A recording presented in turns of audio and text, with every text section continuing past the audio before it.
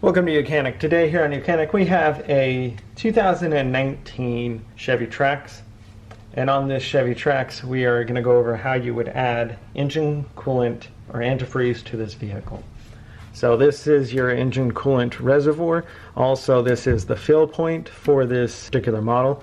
Sometimes you have your overflow reservoir that is separate from the radiator, and you might have a separate radiator capped open, but not on this model.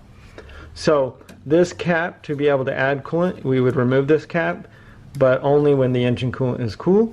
We don't want to remove this when it's hot because it can shoot out steam or hot water and burn you. So to just remove this cap, we just twist it all the way off. Twist it off, add the coolant.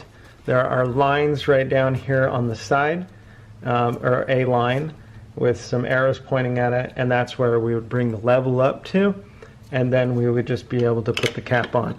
Here we just add the engine coolant that would be designed and formulated for your vehicle, and it doesn't exactly matter which brand per se, just as long as it is what is designed for your vehicle and meets the specs of the vehicle. So we just twist this cap all the way around. There is a little stop tab, so we twist it until we hit that and that stop, and that is tight. And so you won't generally add a lot of engine coolant unless you have a leak somewhere, because it's a very closed system.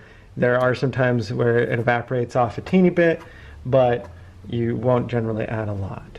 And if you do, then you're going to have to start looking into some other things that will need to be addressed and fixed.